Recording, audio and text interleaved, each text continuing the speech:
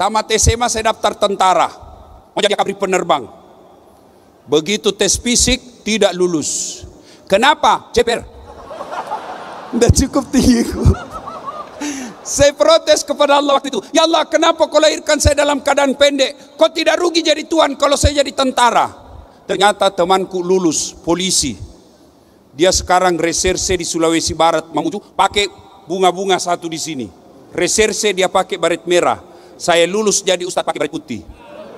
Tapi alhamdulillah dengan baret putih yang saya pakai, mulai baret hitam sampai baret merah, aku caramai kau semua.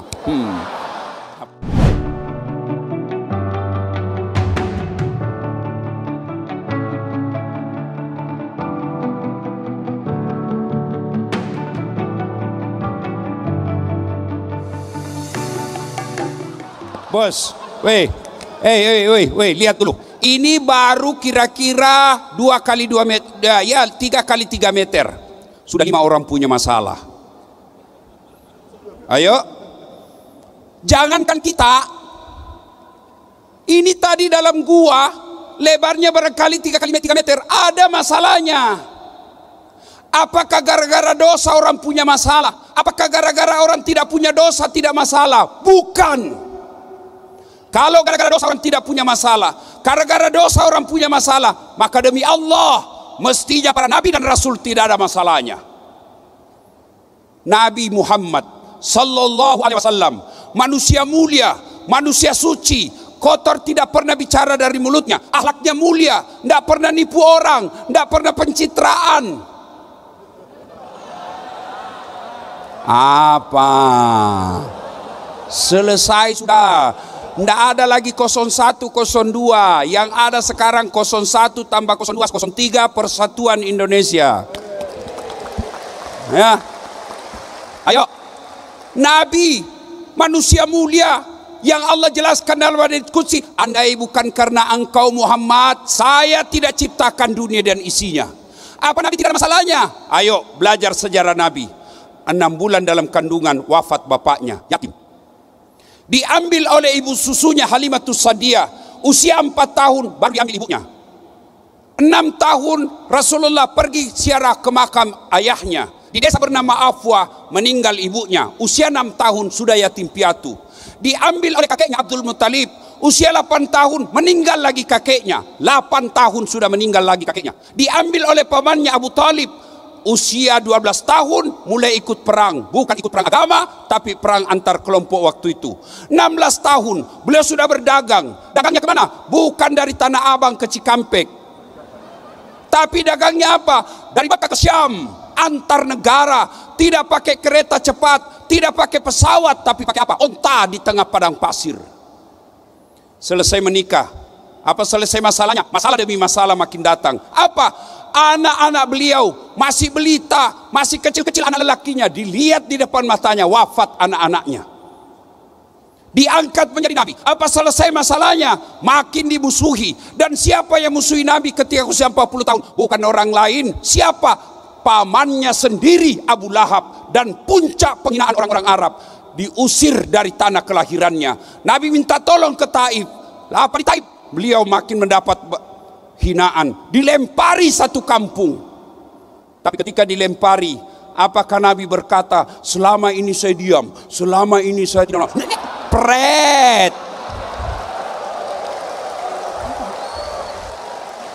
Rasulullah tidak. Ketika datang bala tentara yang dipimpin oleh malaikat Jibril, ya Muhammad, sudah keterlaluan ini orang Taif, aku hancurkan mereka Muhammad. Apa kata Nabi? Tidak. Mereka memperlakukan saya seperti itu karena mereka tidak tahu apa yang aku bawakan. Kalau doaku diterima Allah, maka aku berdoa kepada Allah, ya Allah, rahmati semua orang-orang Taif. Maka di Madinah, di Makkah sampai ke Taif, kita lihat orang-orang Taif akhlaknya luar biasa. Nabi sampai di Mekah, diusir dari Mekah ke Madinah, selesai masalahnya, masalah demi masalah, mulailah beliau perang antar agama. Nah, berarti bukan dosa kita punya masalah. Masalah bukan jadi masalah. Masalah kita adalah bagaimana mengatasi masalah. Wih, ibu tahu juga Pegadaian, bos. Saya kira cuma di Makassar orang tahu Pegadaian. Bos, saya kasih contoh ibu. Nih, istri cantik, kau kira bukan masalah? Istri cantik nagoda orang, apalagi kalau suaminya jelek. Oh, lebih masalah lagi. Ayo, oh berarti bagus kalau istri jelek. Istri jelek dihina orang, kita lagi yang jadi malu sama dia. Duluan aja bu ke pesta, nanti kita ketemu di gedung. Sampai di gedung ditelepon istrinya, di mana kau pak? Nggak jadi, saya mencret. Ayo, istri cantik digoda orang, istri jelek dihina orang. Berarti bagus kalau tidak ada istri. Tidak ada istri kesepian bos. Berarti bagus kalau banyak istri, lebih masalah lagi. Tidak ada masalahnya. Adik-adik waktu kuliah, apa masalahmu? Mau sarjana? Sudah sarjana selesai masalahmu? Belum. Mau kerja? Sudah kerja selesai masalahnya? Belum. Mau jadi kepala bagian di kantor wali kota? Sudah jadi kepala bagian selesai masalahnya? Belum. Mau apa? Mau jadi kepala dinas? Sudah jadi kepala dinas selesai masalahnya? Tidak. Mau jadi apa? Mau jadi sekda? Sudah jadi sekda selesai masalahnya? Tidak. Mau jadi bupati? Sudah jadi bupati selesai masalahnya? Tidak. Mau 2 periode? Hebat. Tidak ada orang tidak ada masalahnya. Semua kita punya masalah. Ayo, semua orang punya masalah. Adik-adik sudah kerja, masalah mau menikah, selesai masalahnya setelah dilamar, terima? Belum. Apalagi masalahnya? Uang panai. Orang bugis, saya jangan kau coba-coba kalau tidak cukup uangmu 70 juta. Mundur memang kau. Nah, sudah 70 juta, ada duitnya, selesai masalahnya, menentukan hari pernikahan. Sudah selesai pernikahan, selesai masalahnya, tidak, bayar utang dari acara. Ayo, selesai bayar utang, selesai masalahnya, tidak, mau punya rumah. Sudah punya rumah, selesai masalahnya, tidak, mau punya anak. Sudah ada anaknya 1, mau 2 pasang. 1 laki 1 perempuan. Ternyata melahirkan tetap perempuan. Mau lagi, tambah lagi anak. Sudah punya kerja, punya mobil, punya rumah, punya anak. Selesai masalahnya, tidak, langsung jelek lagi dilihat istrinya. Mau tambah lagi.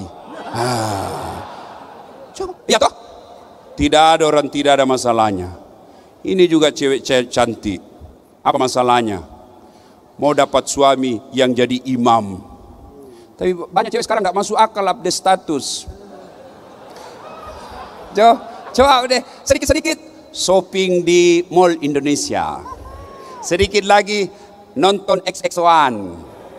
10 menit kemudian OTW kereta tak ada hambatan. Begitu mau tidur update status, semoga dapat suami yang bisa jadi imam dalam hidupku. Pret. Di mana kau dapat? Nah, kau selalu di mall. Kalau kau mau dapat imam, kajian Al-Hijrah, itu kau dapat kau imam. Tapi yang hijrah ini Ustaz tidak cakep. Biar tidak cakep, yang penting imannya dong. Yang gagam itu yang tukang tipu biasa. Kenapa? Karena gampang dapat cewek. Coba kalau yang jelek, pacarnya cakep, oh dia pelihara baik-baik gitu. Kenapa? Dia bilang belum tentu saya dapat lebih hebat dari ini nanti. Nah sudah, hikmah, tidak ada orang tidak ada masalah. Maka belajar dari kisah tadi, begitu ada masalahmu, takarruf ilallah, dekatkan diri kepada Allah. Bagaimana caranya? Yuk berdoa. Ada masalah, berdoa. Mahasiswaku di UNAS bilang, alhamdulillah Ustaz, saya selalu berdoa. Oh iya, memang baik. Anak sekarang mau pergi kuliah, ya Allah, mudah-mudahan perjalananku lancar sampai kampus. Sampai di kampus berdoa lagi, ya Allah, mudah-mudahan dosen tidak datang. Datang lagi dosennya, doa lagi, ya Allah, mudah-mudahan dosenku cepat keluar. Tapi di mana dia berdoa? Di status. Sibuknya itu Tuhan mau baca Facebookmu. Siapa ajar kau berdoa di Facebook? Siapa ajar kau berdoa di Twitter? Bertengkar sama suaminya, tak kusangka kau begitu. 10 menit kemudian, ya Allah kesepian banget. Ya kau berdoa di status. Berdoa di mana? Selesai sholat. Berarti ada masalah, berdoa kepada Allah. Adik-adik sekalian, kecil buat Allah kasih apa yang kamu mau. Jangankan yang ada jalannya, yang tidak masuk akal kalau Allah kabulkan jadi. Contoh, perempuan bisa tidak hamil tidak pernah disentuh laki-laki? Menurut ilmu biologi dan kedokteran tidak mungkin. Tidak mungkin, tidak ada jalannya. Tapi kalau Allah yang mau, Siti Maryam, wanita suci, tidak pernah disentuh laki-laki, hamil, melahirkan Isa alaihi salam. Cuma sekarang banyak juga perempuan mau saingan Siti Maryam. Ayo, adik-adik, masuk akal enggak manusia hidup dalam perut ikan? Masuk akal? Enggak, tapi kalau Allah, Yunus alaihi salam dalam perut ikan. Kalau saya, ikan masuk di perutku. Adik-adik, masuk akal enggak? Tidur 3 hari tidak pernah bangun-bangun, bukan pingsan ya? Masuk akal? Tidak. Tapi kalau Allah bukan 3 hari, bukan 1 tahun, 309 tahun Ashabul Kahfi. Itu semua tidak masuk akal. Tapi kalau Allah yang mau, tidak ada yang tidak masuk akal. Maka kecil jadi pegawai, kecil jadi polisi, kecil jadi tentara, kecil jadi profesor. Caranya takarruf ilallah, dekatkan dirimu kepada Allah dengan cara apa? Berdoa. Allah sudah janji, ud'uni astajib lakum, minta kau kepadaku, pasti saya kasih. Itu janji Allah, bukan janji caleg. Woi, kalau caleg Anda bisa dijanji kita surga, dijanjinya juga kita surga. Pilih saya, sama-sama orang Bugis, pilih saya. Telepon saya 24 jam, ini nomor KPK. Begitu terpilih, dia ganti nomor HP-nya. Wah, hancur kita, kau bohongi lagi bos. Inilah rakyat Indonesia paling sabar di dunia Pak. Ditipu, dibohongi, datang dikasih sarung, dipilih lagi. Sudah ditipu kita, dibohongi kita, berdoa lagi. Ya Allah, lindungi pemimpin kami, rahmati pemimpin kami. Kurang apa rakyat Indonesia? Kurang diurus.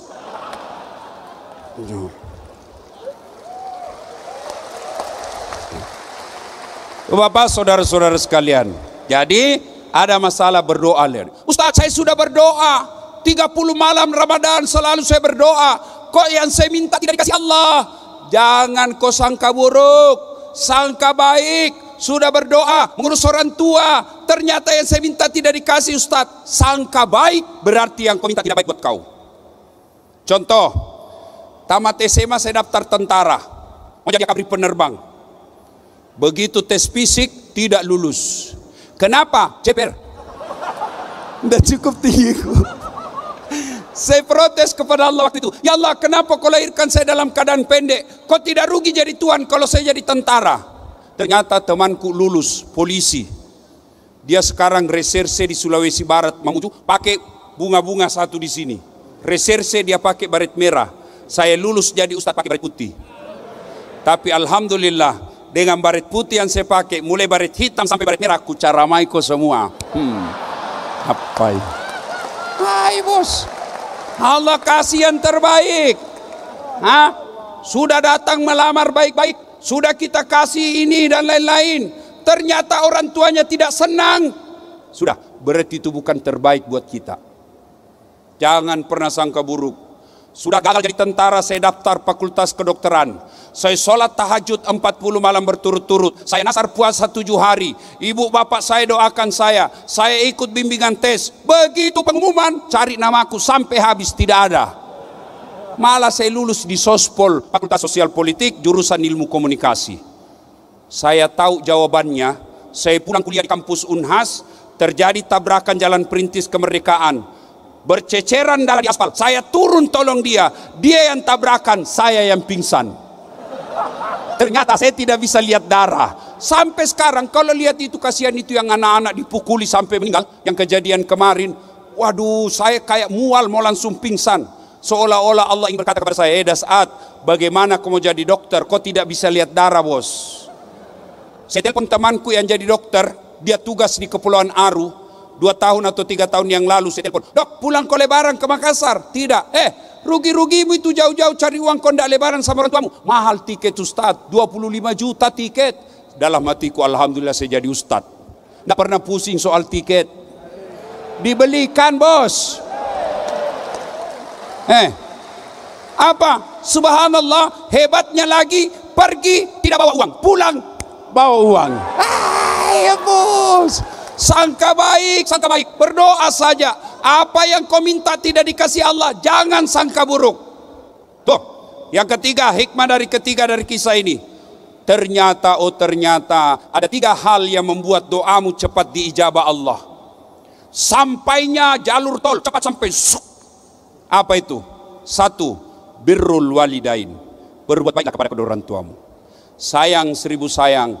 Anak-anak sekarang lebih sopan kepada pacarnya daripada bapaknya.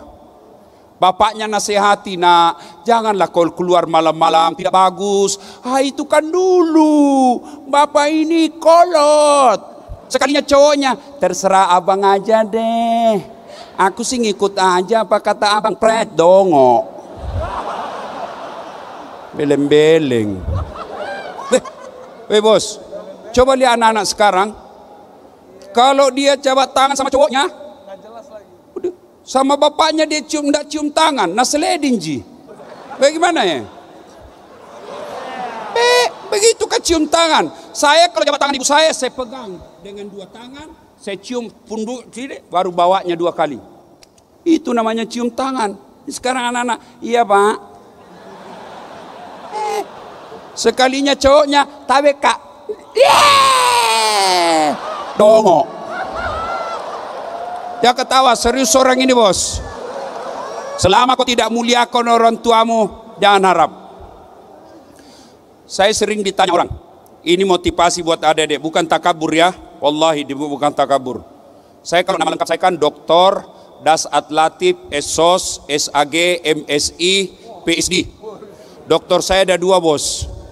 1 dokter dalam negeri, 1 dokter luar negeri. 1 dokter bidang hukum, 1 dokter bidang komunikasi politik. Bersamaan waktunya, beda negara, gak masuk akal. Apa orang bilang, bagaimana caranya Ustaz? Muliakan orang tuamu bos. Kalau kamu ujian telepon orang tuamu minta didoakan, aman, kecil jadi dokter, kecil.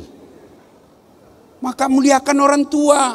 Adik-adik sekalian, kalau mau kau pergi kuliah, mau sekolah, minta doa orang tua, cium tangannya, kalau perlu cium kakinya. Umar bin Khattab pernah bertanya, ya Rasulullah, saya tahu tidak mungkin saya bisa melihat wajahnya Allah di dunia, tapi saya tahu bagaimana caranya supaya Allah tersenyum kepada aku. Maka Nabi menjawab, buat ibu bapakmu tersenyum, maka Allah pasti tersenyum kepadamu.